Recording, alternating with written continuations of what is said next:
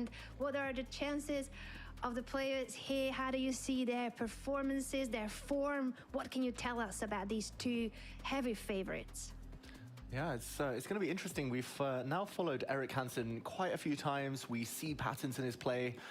Fantastic positional player, great understanding, great feel, knows where the pieces go, rarely blunders, but maybe the clock, a small issue. Dubov, we've seen once. He won in very fast fashion. I should mention, he also drew in very fast fashion, Anna. He and his other co-leader, Magzulu, in the previous round, we missed it because I think everyone missed it. They were there for about 30 seconds at the board, exchange Slav, swapped all the pieces, draw. And Dubov, he has Malcolm Dubov, as we're calling him here. He has started drawing a lot of quick games recently in his career. I think he likes to play it safe when he can. He takes risks when he can. And I think the fact that he's black means that he'll be happy to be solid. And wow, it is like watching Erik Hansen against Malcolm Dubov, because it's pretty much the exact same position he had against Malcolm Payne earlier in the day. I think that was foreshadowing, because we exactly see that same setup. And will Erik try again the knight jump into the central square, trading knights there to get his bishop in the middle of the board? He again has the white pieces and again plays that same kind of setup. So it will be interesting to see if he changes the strategy against a higher rated opponent. In this case, it is Daniil Dubov who is the favorite in this matchup. But of course, you cannot write off someone like Erik Hansen, very experienced speed chess grandmaster, also from Canada, and very experienced streamer, very much a fan favorite. But I feel like so is Dubov. And as you said, no one wants to see Daniil Dubov in the main event when it comes to the players who are already there. Everyone fears him a little bit. Exactly. The fans want to see Daniil Dubov there, but the other players, they don't want to see him there. He's so dangerous, especially when you provoke him, when you wake him up, when you force him to play. Daniil comes for you. But I think, yeah, lately with black, I think he wouldn't be so scared of a draw here. He's just rock solid with black. He's doing exactly what Malcolm did. Maybe he even saw in that short break between round 4 and 5 how Erik did. He prepared a small improvement. Erik, meanwhile, he had this exact position just a few minutes ago, and now he's burnt 2 minutes thinking what to do new. He should just copy, just do what he did earlier. It worked out eventually. Erik, you got to move. You gotta move, Erik, and I think he should listen to you, because spending time here to try to figure out a different setup is not the best recipe in speed chess when it's 10 minutes, no increment, and he already has burned over 2 minutes of his time. Ends up costling a natural move, but spent way too long on that decision. Another knight jump into the middle of the board, as it happened in his previous game against Malcolm Payne. Exactly, and yeah, nothing new under the sun here. We've seen this all before earlier in the day. The only Erik, difference, yeah, is that Erik has spent 2.5 minutes getting the same position. Why? Ooh, and it was actually Daniil Dubov to try something new. A slightly different twist. I think Erik hit the knight back in a different way earlier, but now the knight's gone a different route back. It wants to step towards this square, where it can actually prevent the white bishop from sitting as it did in the Malcolm Payne game, pretty in the middle of the board. So yeah, Dubov with the first surprise. Dubov probably still in preparation. He's a very well-trained opening expert, and Erik, of course, back in the think tank. And that's not good news, because Erik played really well in all the games we have witnessed, but his time management was the decisive factor against Grandmaster Parham Marsulu. That's the game where Erik went down in a winning endgame. At the end of the day, it was a winning position, but no time left on the clock. Now it's already over a 3 minute, or about a 3 minute time disadvantage, and Erik is still thinking, then pushes a pawn on the edge of the board.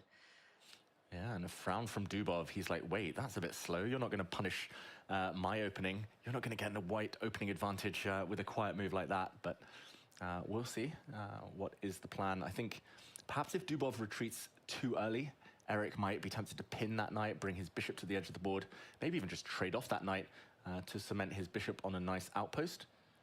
But more likely, we'll see Dubov try to be a bit clever with his move order. Let's see what he can come up with. Repping team spirit.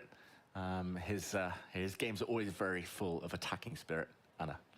Most certainly, it is a very fitting club for Daniil Dubov and, of course, Erik Hansen wrapping the chess bras. He has been a chess streamer for so long, an OG streamer, was streaming chess before it was cool, was streaming chess before even Hikaru Nakamura was streaming chess. So he really was there as a pioneer in the chess industry on YouTube and on Twitch before it was a popular category. Now the bishop comes to the long diagonal. That's how Daniil is developing his light squared bishop. Very logical, and it is still keeping an eye on that knight on the edge of the board. Still defending his knight. Probably Dubov will get his queen off the back rank. Then he'll start to centralize his knight a bit later, bring it into the center. And yeah, looking very, very solid for black. These are just typical Roy Lopez Spanish opening types of positions, right, Anna? Just slow maneuvering, long games. In classical chess, it makes a lot of sense, but in speed chess, it's hard because you just can't spend too long on the clock. You have to just admit there's no calculation to be done.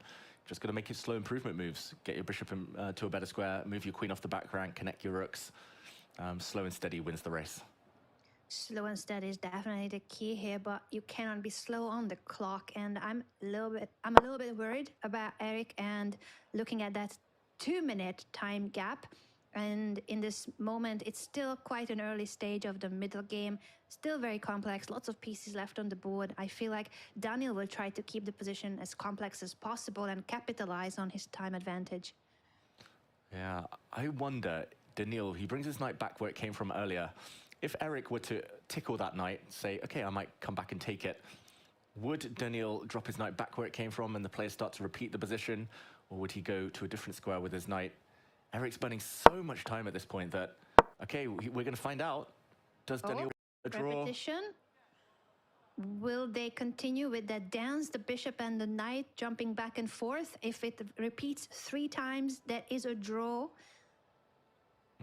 Second time we've seen this. So if Erik decides to move his bishop, he needs to decide quickly. He's down around the 5-minute mark now.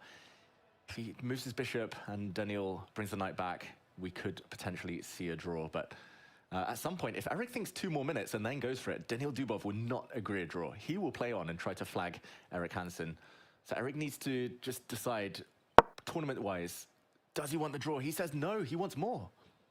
That is a brave decision, and also I feel like Daniil might have been playing mind games, making you think, oh, I won the draw, but then he decides not to repeat for the 3rd time. You never know. You can never tell in these situations if the player was actually ready to accept the draw and repeat the moves, or was it just making you burn some time on the clock with that hesitation, the doubt, and then continue the game. But Erik goes and says, I don't care what your plan was, I'm just gonna not repeat no matter what, and bring my rook to the 5th rank, attacking that pawn on b5, which at the moment is loose, has no one to protect it. It can be defended in a variety of ways. The knight can step back to hold that pawn, although the white rook then will get access even further down into the black camp. The queen could also defend that pawn. Dubov, I wonder whether he's weighing up some tactics, like in the near future, whether he might start pushing some pawns forward, just creating squares for his knights. Yeah, it's very, very tense position, but Dubov has the luxury to stop and think and try to figure out what to do next.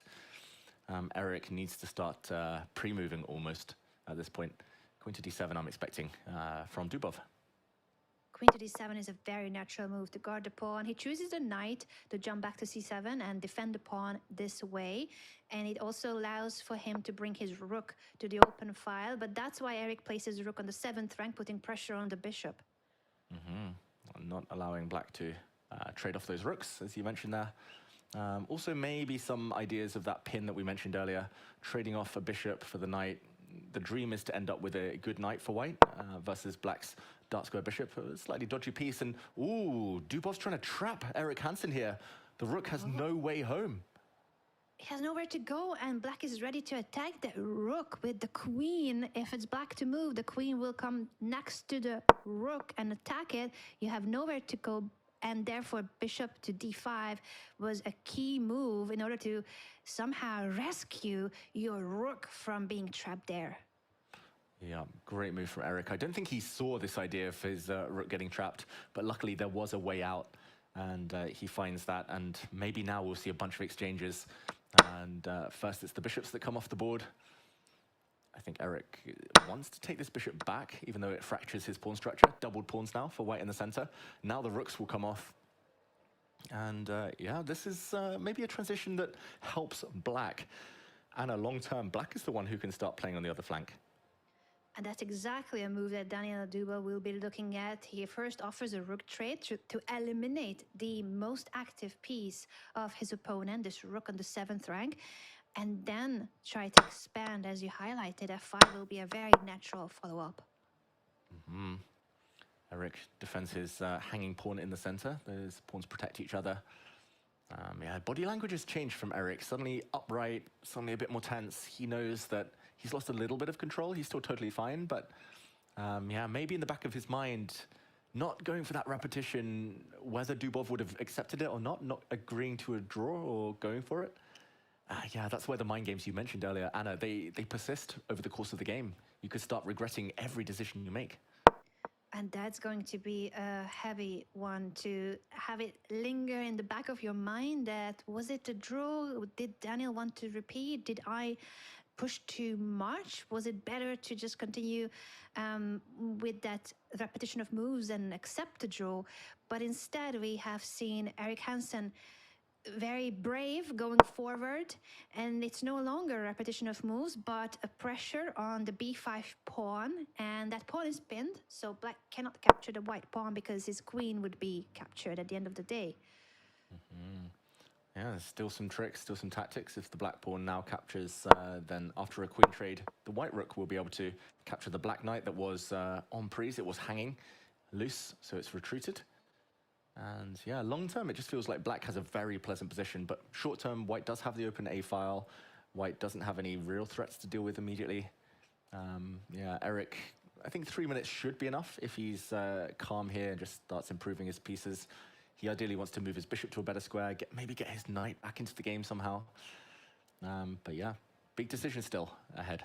Big decision, and also a big decision on how much time is he going to spend on this decision. He cannot afford to think long anymore. He's down to his final 3 minutes. He drops the queen back to c2.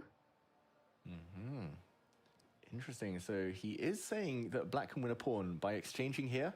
The black queen and rook are lining up, doubling up on this loose pawn. But if it's captured, if the queens come off, then at the very end, the white rook will be able to activate and come into the black position. So bit of a judgment call there from Eric. He's trying to force Daniil Dubov to simplify things, speed up the end of the game. But Daniil says, okay, you've got no time. Why should I make any commitments here at all? And that's what Eric does too. Just a little improving move. One step forward with the pawn to strengthen his pawn chain and make sure that he can take back on c4 with the b pawn if it were to be hanging because of the black queen and the rook. Solid move. Dubov challenges for the open file. If rooks and queens come off, the heavy pieces, Anna, it should probably be a draw. If it's just bishops and knights because it's so blocked. But yeah, still not easy to achieve that for Eric Hansen. It's still not. He does place the rook on the 5th rank again. We have seen a rook there before. Now this is the second rook coming to the same square. Eric looking up and shaking his head. He's not very happy with the last couple of moves, I feel. Yeah, he's got to be careful here. His bishop might get trapped. If the black pawn was able to close the cage and keep that white bishop sidelined, it would have been disastrous long term. So the white bishop runs away before it's too late. And the only question is whether Dubov wants to try and get his queen into the white position, or whether he's going to prioritize instead pushing pawns, trying to switch play to the other side of the board. That is a very, very important question. And also, looking at the time situation again, it's a 1.5-minute time advantage for Daniil Dubov. And he is definitely going to use the pressure on the clock to try to get something more out of this game than sharing the point. Draw would be the most likely result based on the position, but if you take into account the time management, Dubov still has pretty good practical chances. Definitely. And there's a pattern, and every move Daniil Dubov is just trying not to commit. He's trying not to do too much. There we go. He blocks it up. He's saying, okay, this is just going to go on and on and on. And very experienced players, and Dubov's young, but I'm going to count him among them. Like, experienced players at the top level, they know when to just keep the tension, just when to keep the game going, because they know, they kind of have the confidence to think that the game will be decided a bit later, that things will heat up inevitably. Things will definitely heat up, and we do see that pawn push that you highlighted already moves ago, David, that at some point Black was gonna try to expand further on the king side, also keep a better control of the central squares. And we see the Black queen now going to the back rank, might head over to the king side, but Eric is trying to stop the activity of Black's pieces by placing his queen on the 7th rank. Just tying down Black's pieces for now. The Black king is also X-ray vision, being hit by that white queen in some variations. Dubov, I'm expecting him to slowly move his bishop out the way, then move his knight out the way, and try to activate. But yeah, it's all about the clock. He's still not committing, still not doing anything significant, Dubov. It feels like he's just playing the waiting game. He's going to wait till Eric's down at 30 seconds, and then he'll try and confuse him.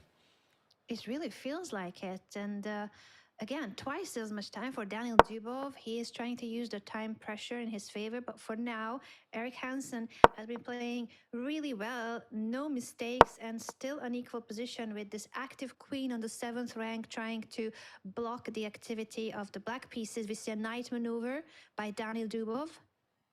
Yeah, that knight might come round and support some pawn pushes towards the white king. A knight is a king's best friend. Nice square anyway for that Black knight. But Eric, the body language, it's a bit nervous. Yeah, he knows that he needs to end this game soon, as quickly as possible. So he's going to change his tactics now. And yeah, that knight is keeping the Black queen from activating. The Black queen would love to get out into the game, but tied down defending her knight. Some light square issues maybe around the Black king. Eric's played fantastically. It's still a level position, but yeah, under 1 minute. He just needs to clarify things, Anna. And I don't see how he forces the issue or trades things off or gets an attack in the near future. That is the problem for Eric, that there is no easy way of simplifying the position, and Daniil will try to keep the pieces on the board.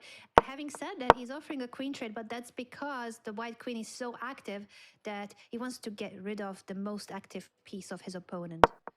Oh, and Daniil Dubov leans forward. Watch out. That was a mistake. Again, a piece is about to be trapped. Earlier it was in the rook getting into trouble. Now the white queen is nearly trapped. Therefore, Eric has to push the pawn to create a space for that queen. Oh, Eric shaking his head. He knows, again, he's lost control because of the clock. He's done nothing wrong on the board until that last move, but that was because he rushed. Taking the queens off, Anna, if he had 1 more minute, he would have taken the queens off. He'd been like, okay, I'm guaranteed going to draw this. Oh, nice move there from Dubov, pinning and winning. That G-pawn now cannot move forward. The white bishop is still hit. He's just going to gobble up a pawn in the near future, and the queen is also coming in a bunch of different directions to remove and grab all the white pawns. And essentially, the white position is collapsing. The violation bar is screaming now. Decisive advantage for Daniil Dubov. This was the storyline that you highlighted, that under time pressure, there will be moments where it won't be enough for Eric. And having said that, sorry, I'm jinxing everything. And now it is Daniil Dubov who makes a mistake, and we are back to even. We're back to even, but 27 seconds. Now Dubov is going to have to be ruthless and just play for the clock. I think he forgot that the bishop could be captured before the Black knight. He was assuming the Black knight would be taken. Now it's a level knight endgame. This is the closest Eric's been to ending things, forcing the draw. But 24 seconds, still some big decisions to make. And you still can't get the knights off the board, build a fortress. You can't end it anytime soon. You cannot, and this is a big time disadvantage to play with. There is no increment, so 21 seconds left for Eric Hansen to stay alive in this game. The position is even. It should be a draw if it comes to this end game, but he has no time to defend it. Oh, no time, and now the white knight is tied down, defending a pawn. Dubov's just going to try and maneuver his king around, slowly waste a bit of time, repeat the position once, maybe twice, but not 3 times. He offers a knight trade, rejected by Eric Hansen. 10 seconds. Yeah, 50 move rule. Only kicks in if there are no pawn pushes, no progress from 50 moves. And finally, a mistake by Eric.